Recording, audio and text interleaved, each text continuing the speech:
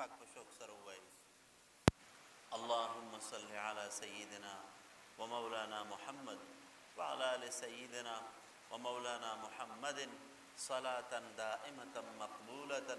تؤدي بها عنا حقه العظيم. بسم الله الرحمن الرحيم. آتوني زبر الحديد حتى إذا ساوى بين الصدفين قال انفخوا حتى إذا جعله نارا قال آتوني افرع عليه قطرا. آتوني راتلو کیتا سماتا زبر الحديد یا تختی د وسپنی حتی تر دی پوری اذا ساوا پا وقت چی برابر اکڑا دیوال بین الصدفین پبابین ددق دو غرونو کی قال نوی دی ذی القرنین انفخون تاسو فکوہی تاسو بنی ورتت شورو کی حتی تر دی پوری اذا جعلہو چوی گردو دا دیوال نارن اے کنارن پشاند اور قالن اوی دے ذی القرنین آتونی راتلو کیتا سماتا افرع علیہ دا چی دوالم پدی باندے قطرن اغا ویلکڑ شوی تانبا. محترمو ما قبل آیت کے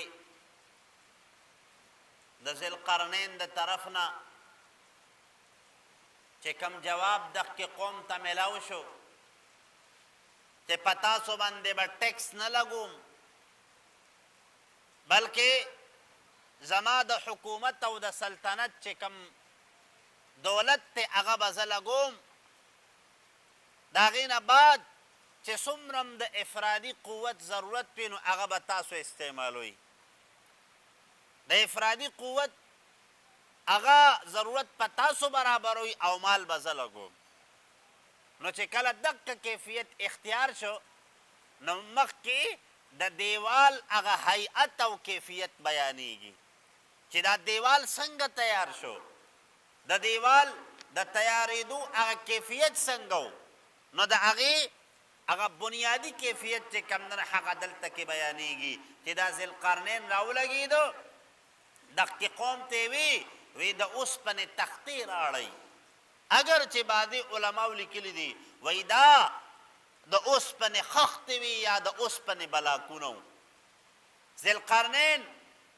وی د دې بنیادونه چې کوم دی هغه دومره مضبوط او دومره لاندې ور وکنستل تاریخ لیکي وی دا بنیاد دومره ور لاندې کو چې لاندې په دې ځمکه کې اوبه راووتې دا هغه ځای نه دا دیوال د دې دا بنیاد په مضبوطو ګټو او په تانبه باندې راوچت کو نو چې بنیاد راوخته کنه نو د هغې نه بعد سکندر ذوالقرنین په دې باندې چې کم تعمیر کوي د هغې سلسله چې کم دی هغه دلته کې ذکر کېږي چې څو د اوسپنې تختې وي یا د اوسپنې خښتې وي یا د اوسپنې بلاکونه مختلف درې واړه اقوال پکې علماو کړي دي. نو دې قوم ته وی دغ کراړئ خو لیکن دې ته لاندې چې کوم دی هغه کویلی کېښوده بیا یې د پاسه پې هغه د اوسپنې هغه تختې کېښودې بیا یې د هغې د پاسه لرګي کېښودل د هغې نه بعد بیا د پاسه چې کوم دی هغه د اوسپنې تختې بیا کویله بیا د پاسه لرګي نو دقسې چې دا دیوال د هغې دا سټرکچر چې کوم دی د دغې دوو دیوالونو د دغې دوو غرونو په مابین برابر کو نو بیا پکې بنۍ لګولې وي کتابونه لیکي وایي هغه اشیا چې په هغې سره به د هوا به پیدا کوله او د دغې هوا د وجې نه دا کم اور چې د سکندر ذوالقرنین لګولی و چې دا ختیز شي نو چې کله هغه کویله او هغه لرګی کله وسوځېدو نو دا دیوال مکمل سور شو لکه چې څنګه اوسپنه زیاته ګرمه شي که نه نو داسې دا بلکل لکه د اور په شانتې سره شي. نو بیا سکندر ذوالقرنین دې قوم ته وی څه وکئ اوس چې کوم دی هغه ویلي کړې تانبه راړئ ویلي کړې تانبه راړئ نو د دغې دیوال د پاسه ویلي کړې تانبه چې کوم نه هغه یې پرې واچوله. نو د اوسپنې د پاسه چې دي ویلي کړې تانبه ور واچوله که نه، نو دا داسې لکه چې څه وګنډلی شي. نو کتابونه لیکي وایي دومره یو مضبوط دیوال یې وکړو، دومره یو مضبوط دیوال یې وکړو لکه چې څنګه مونږ خلق آبادی کوو. نو دا خښتې او د دې ګټو په مابین کې چې کوم سیمټ لګو، هم دقسې سکندر ذوالقرنین په دقه ځای کې د سیمټو په ځای باندې ورته تانبه او سیکه یې پکې ورته ولګوله، سیکه او تانبه یې ورته پکې ولګوله. نو کتابونه لیکي وایي یو دیوال تیار شو. نو بیا اکثر خلق ما درته آبه درته ویلي چې دا دیوال چرته دی. نو مفسرین د دې متعلق وایي چې دا دیوال دا د انسان د ظاهري نظر نه چې کوم نه هغه دا پوشیده دی، قرب قیامت کې به دا ظاهریږي. څوک وایي چې دا دیوال دا د کوه کاف څخه دی. نو کوه کاف وایي هغه غر دی چې دا د دې ځمکې په کناره د دې ځمکې نه چاپېره چې کوم غر دی نو هغې ته کوه کاف ویلی شي. خبره مو دین ته راله وایي دا د کوه کاف سره چې کوم نه هغه دښکه غر دی. دغه سکندر ذوالقرنین دغه دیوال چې کوم دی وی دا د کوه کاف سره دی. او څوک وایي چې دا دیوال په چین کې دی، څوک وایي چې په ترکو کې دی. مختلف اقوال پکې علماو راغستي دي، خو لیکن څوک به تحقیق دا نشي ویلی، څوک به تحقیق دا نشي ویلی چې د سکندر ذوالقرنین دا دیوال کوم ځای کې دی. ځکه دا خبره پوشیده ده، د دې د حقیقت علم چې کوم نه هغه بل چا څخه نشته. خو لیکن دلته مونږ ته د دیوال هغه د تعمیر چې کومه سلسله ده د هغې کیفیت پکې بیانیږي. ښه نو علما لیکي یو قانون پکې ذکر شو، آتونی زبر الحدید، چې کله رعیت د خپل حاکم او بادشاه څخه یو فریاد راړي، د خپل حاکم څخه یو فریاد راړه که نه، نو دغه حاکم له پکار دا دي چې د خپل رعیت دا فریاد دی واوري او د دغه فریاد د ازالې کوشش دی وکړي چې د دوی دا مسله ختمه کړي. نو د دوی دا مسله ختمه کړي. نن خو سره زمونږ حاکمانو ته چې کله رعیت فریاد وکړي که نه، نو دی پې چې کوم نه هغه زیات پې لوډ ور واچوي، یاره کیدی شي وایي څه ناڅه سا پکې شته چې دا سا ترې نه ډوبسي. نو چې کله رعیت فریاد وړي نو حاکم له پکار دا دي چې د دوی دا فریاد دی واوري، د دوی د شکایت ازاله دی وکړي. خو زمونږ حاکمانو کې دغه سنس نشته. ښه فریاد کوي، غریب سړی به کوي فریاد، خو لیکن د فریاد د اورېدو ما سوا د الله نه بلو هېڅوک نشته چې دغه فریاد واوري او د دغه فریاد څه ازاله وکړی شي. ښه صحیح شوه. نو حاکم لا پکار دی چې د خپل رعیت مسایل دی حل کوي، د هغوی پریشانۍ دی ختموي. خو زمونږ حاکمان داسې نه کوي، هغوی لالا چې کوم نه هغه پې بوج اچوي، لالا پې بلکل څه کوي د حد نه سیوا چې دا د مشرانو خبره به ملا والا ماتوي، ملا والا ماتوي وایي لا خو پکې سا شته. صحیح شوه. خو لیکن الله تعالی چې د کوم انسان د بقا، د کوم انسان د ژوند، د کوم انسان د عزت فیصله کړي، نو که مونږ پې ډېر بوج واچو که نه، نو چې د چا الله وي نو هغه څوک کمزوری کولی نشي. ښه خبره مو دین ته راله، ورسره به تفصیل کوم انشاءالله. آتونی راتلو کی تاسو ماتا زبر الحدید هغه تختې د اوسپنې قطعها د دغه اوسپنې هغه ټوکړې حتی تر دې پورې اذا ساوا په وخت کې چې برابر که دا تعمیر بین الصدفین په مابین د دې دوو غرونو کې د هغی چې څومره دا غرونه اوچتو دومره چې کوم نه هغه دغه دیوالې اوچت کو. خو لیکن د هغې د تعمیر سلسله داسې وه چې کویله د اوسپنې تختې د پاسه لرګې بیا د اوسپنې تختې بیا کویله په دغه انداز کې چې کله دا تختې برابر کړي که نه، نو کتابونه لیکي وایي دا درزونه یو بل ته بلکل مخامخ راوستل، مخامخ راوستل. ځکه چې څه کوي دا تانبه کله په دغه درس کې ور اړی نو چې دا تر هغې دیوال تر ویښه پورې ور ورسي چې دا دیوال ونیسي. ښه دا دیوال اونیسی. نو زما په خیال په نن دور کې به دومره مضبوط چې کم دن هغه هېڅوک هم دغه ونه کي. زمونږ دی خو چې لغونته کې څه وکړي، لغونته کې یو ډنډه درته د بجلۍ ولګوي، نو په هغې باندې هم درته بورډ لګلی پلانکې صاحب شکریه. او چې کله لاره دله پخوي نو لومبی پته د افتتاح هغه تختۍ ولګوي بدست پلانکې. حالانکې سره دا د دی په مونږ څه احسان نه دی. ګورې ښه، دا د دی په مونږ څه احسان نه دی، دا د دی ذمهداري ده، دا د دی کار دی، دا د دی ډیوټي ده. دا به کوي، دا به کوي، خو لیکن هغه ډیوټي په خپل ښې طریقې سره نه ادا کوي. زمونږ د دې کلي دې لارو ته وګورئ، چار چاپېره چې کوم نه هغه کنډرات یې جوړ کړي دي که نه دي جوړ کړي. حالانکه زمونږ دا کلی جو ډېر بې مور او بې پلاره دی، هېڅوک د دې نشته چې دغه وکړي. حالانکه خامخا په دغه ټینډر چې کم ورکولی کېږي که نه، نو په دې ټینډر کې یو څه یو دا چې د دغ کې لارې ریپیرنګ به کېږي، چې څنګه دی دا لاره وه ته اوکنسته همقسې به بیا دوباره چې کم نه هغه تعمیر کې. زمونږ دا خلک ټولې په عذاب کړي دي، ښه ټولې په عذاب کړي دي. خو زمونږ په دې کلي کې څوک داسې نشته چې د دې خلقو دا فریاد واوري، ځکه ټولې لارې کنستې دي. صحیح شوه؟ نو اوس که څه چل به د دې دپاره به بیا ځان له چې کم نه هغه دغه کېږي، راځي به په هره لاره باندې به په سر کې تختۍ لګي چې بدستې پلان کې بدست پلان کې. نو زما په خیال لومبۍ خبره دا ده چې دا د دې عوامو حق دی، دغه حق وله ادا کا. ستا د وینا ضرورت بني، الله تعالی به د خلقو په زړونو کې ستا محبت پیدا کړي چې دی د عوامو خدمت کوي، خلقو ته ځان نه ښیي. او چې کم یو کار دی الله له وکړه که نه، د هغې بدلې به الله درکوي. او د هغې بدلې خو چې الله هلته کې درکوي او خو ځان له دلته کې به د الله د خلقو زړونو ته محبوب کړي، ښه دلته کې به د خلقو زړونو ته محبوب کړي. نو صحیح شوه؟ زمونږ خلق نن چې کم نن هغه د ښودنې غرضیان ډېر دي، د کار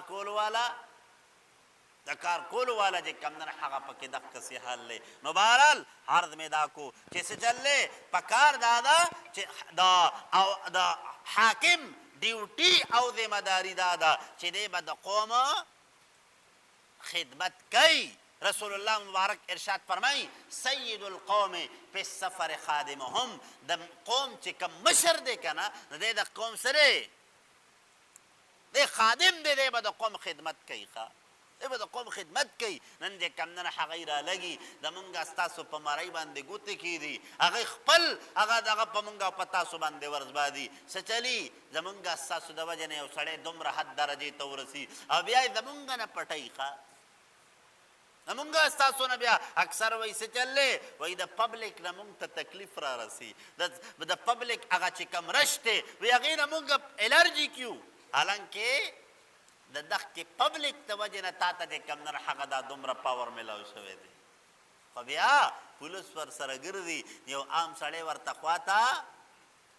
نه پرېږدي، یو عام سړی چې کم نه د هغه خواته نږدې ورتلو ته بالکل نه پرېږدي. نو زما په خیال سره حاکم له پکار دا دي چې خپل ځان کې سادګي پیدا کړي. حضرت عمر فاروق رضی الله عنه چې کم زمونږ د حاکمانو دپاره یو آیډیل دی، یو مثال دی، او صرف د مسلمان دپاره نه، غیر مسلم هم د خپل ځان دپاره آیډیل نمونه ګرځوي. هغه نمونه څه ده؟ کتابونه لیکي، وایي څه چل د هندوستان په پارلیمنټ کې ګاندي ووی، هندوستان پارلیمنٹ کې ګاندھی وی هندوستان تر هغه پورې ترقی نشي کوله تر کومې پورې چې د هندوستان وزرا د حضرت ابوبکر او د حضرت عمر په شانته نشي ښه هندو دی اسلام سره ډو تعلق نشته او هغه وی چې څه چلې د هندوستان وزرا تر کومې پورې چې د حضرت عمر او د حضرت ابوبکر په شانته نه کنا په زمونږ مملکت ترقی نشي کوله خو زمونږ دای به کم نه هغه په چا په نقش قدم روان دي چې چاله سورته اخلاص نو ورزي چې چاله چې کمدن هغه چېرته د مونځ طریقه وله نه ورځي څوک چې کمدن هغه د جنازې په طریقه باندې د اختر مونځ چې کمدن هغه څوک نه کوي د اختر مونځ څوک هغه نه کوي د مونځ هغه طریقه وله نه ورځي نو بهرحال دغه خلقو نه به مونږ تاسو څه توقع ساتو عمر فاروق رضی الله عنه کتابونه لیکي وایي د روم یو بادشاه یو سړی راولېږو او هغه له لالچ ورکو چې د مسلمانانو چې کوم خلیفه دی حضرت عمر فاروق رضی الله عنه وی که چېرته د هغه سر دې راړه که نه وی د روم نیم سلطنت او د نیم حکومت بادشاه دی جوړوم د روم د تمام خزانې اختیار دله در کوم او د دې نه بړکر څه چل کوم د خپلې لور سره دله نکاح کوم ښه هغه سړی ډېر په جوش خروش سره را روان دی رالی مدینه منوره کې تپوس کوي امیر المؤمنین به چېرته وي امیر المؤمنین به چېرته وي چا ورته وي حضرت داسې صحرا پلتلی دی نو داسې صحرا پلتلی دی نو هغه تپوس کوي وایي چې لښکر مخکر و خو سره نشته وی نه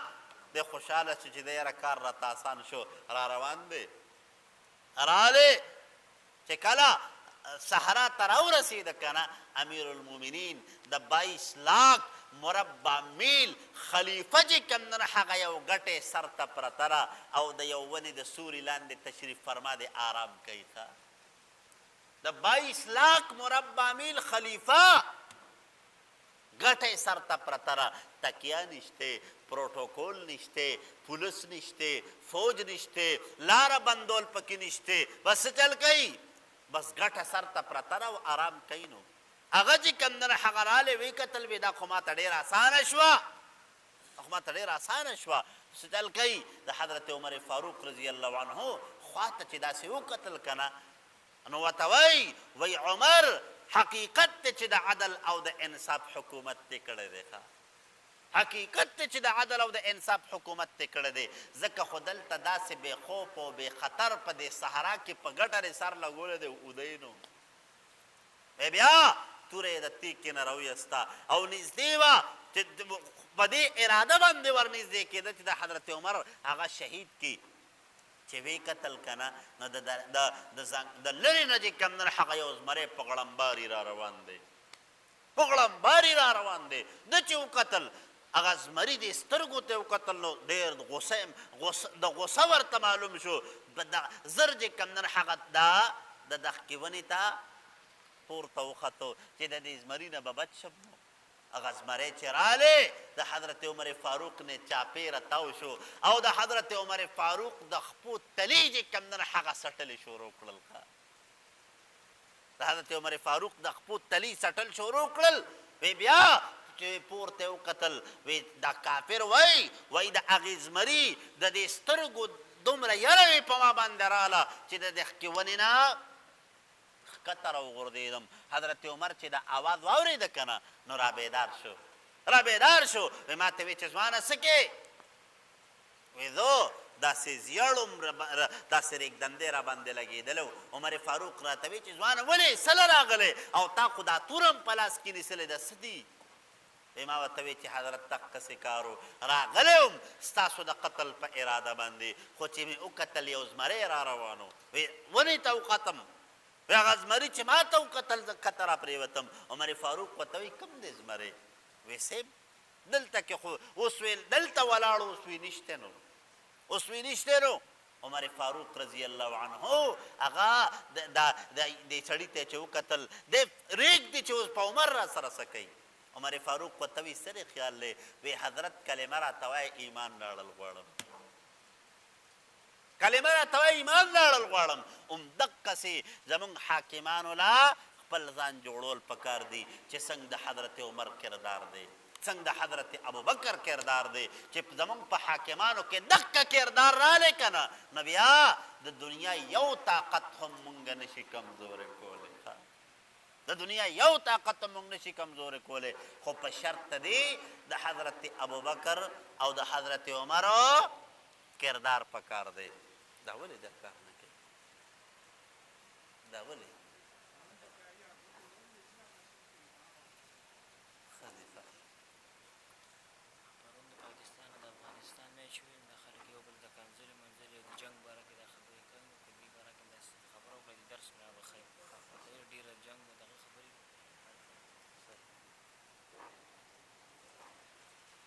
آتونی راتلو کی تاسو ماتا زبر الحدیدی تختی د اوسپنې حتی تر دې پورې اذا ساوا پا وقت چې برابر شوه دا بین الصدفین په مابین د دقې دوو غرونو کې قال نووی دې ذی القرنین انفخوا نو تاسو فک وی په دې کې څه چلو کوي هغه بنۍ ورته ولګوئ چې دا اور تیز شي حتی تر دې پورې اذا جعله چې وی ګرځو دا دیوال نارن اور لره بلکې څه چلو کو لکه د اور په شانتې سور شنو قال نووی دې ذی القرنین آتونی راتلو کی تاسو ما ته ویلي کړي شوي تانبا افرع علیه دا چې د واړم په دې باندې قطره هغه تانبا ویلي کړي شوي چې څه چلو شي د دقې دیوال هغه درزونه مضبوطۍ سره بند شي چې څه چلوي د دې د ختمېدو او د دې د نقصان اړو څه تصور نه شي کېدی چې بس دا محفوظی نو صدق الله العظیم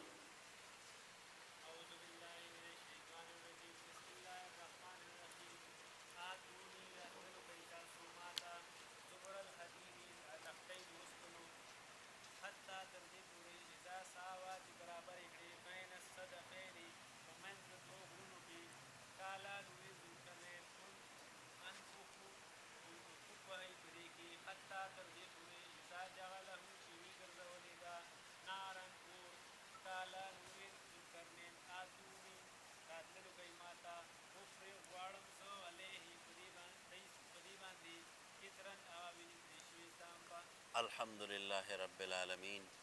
والعاقبة للمتقين والصلاة والسلام على خير خلقه محمد وآله وأصحابه أجمعين الطيبين الطاهرين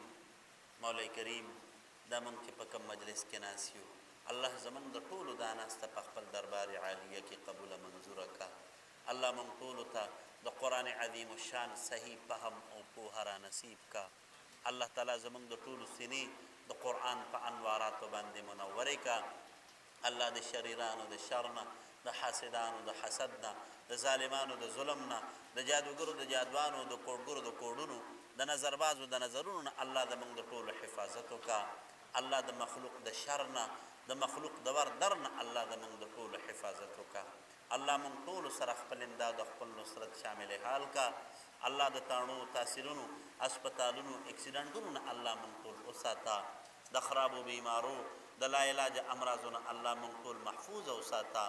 الله زموږ د ټولو د دواړو جهانو حیا پردې وساته د بې عزتۍ نه بې شرمۍ نه بې پردګۍ بې حیایۍ نه الله زموږ د ټولو حفاظت وکړه د حیا د عفت د تقوا زندګي راته نصیب کا الله ته زموږ حامی او ناصر شه الله موږ ته په خپلو ګناهونو د توبې د ژړا د استغفار او د ندامت توفیق را نصیب کا موږ په خپلو ټولو خطاګانو باندې په خپلو ټولو ګناهونو په خپلو ټولو غلطو باندې خپیمانه کا الله موږ ټولو سره د احسان او د کرم معامله وکړه الله زموږ د ټولو نه رضا شه زموږ نه داسې رضا شه چې بیا هېڅکله ناراضه مه شه الله څومره مسلمانان بیماران دي تمامو ته شفای کامله عاجله مستمره د پاره د نیک عمل نصیب کا بے اولاد حضرات چې څومره دي تمامو ته نیک صالح او دیندار اولاد نصیب کا د قرضدارو قرضې د غیبو نه ادا کا د ضرورتمندو ضرورتونه د غیبو نه برابر کا د پریشان حالو پریشانۍ په خوشحالو باندې بدلې کا بے رشتې مسلمانان چې څومره دي الله نیکې او دینداره رشتې ورته نصیب کا الله څومره مسلمانان بے کور دي الله تمامو ته بهترین فراح کورونه ورکا الله څومره مسلمانان د روزګار او د کاروبار په مسایلو کې مبتلا دي د روزګار او د کاروبار تمامې مسلې ولا په خوشحالو باندې بدلې کا الہ العالمین د مسلمانانو کورونه په اتفاق په اتحاد باندې آباد کا قرضې ولا د غیب نه ادا کا ضرورتونه ولا د خپل غیب خزانونه برابر کا تمام مسافر ته په سفر کې خیر رافیق کا سره د ډیر مال دولت خپل کورونو ته په وخت مقرر امن من سره راو رسول کا الله د امت مسلمه څومره مردگان دي د تمام کامل مغفرت او بخنه نصیب کا الہ العالمین دا حاضر جمع چې څومره ده یا بهر څومره اوریدونکي دي الله تعالی زموږ د ټولو د مغفرت او د بخنې فیصلې وفرمایا الله د دې حاضرینو د دې سامعینو په رزق کې د دې په عمر کې د دې په اولادونو په صلاحیتونو په کاروبارونو کې برکتونه نصیب کا الله د انبیاو د شهداو د صدیقینو د صالحینو گاونډګری ورته په جنت کې نصیب کا الله خپل رضا او خپل دیدار ورته نصیب کا په جنت الفردوس کې اعلی مکانات ورته نصیب کا الله مونږ ته چې چا د دعا د پاره ویلي دي یا زمونږ د ملګرو ته د دعا د پاره ویلي دي د تمامو جایز دعاګانې قبول کا الله د تمامو جایز تمناګانې پوره کا جایز ضرورتونه ولا د خپل غیب خزانونه برابر کا الله مونږ ټول سره د احسان او د کرم معامله وکا اللهم صل على سيدنا ومولانا محمد وعلى آل سيدنا ومولانا محمد وبارك وسلم ربنا تقبل منا إنك أنت السميع العليم وتب علينا إنك أنت التواب الرحيم برحمتك يا أرحم الراحمين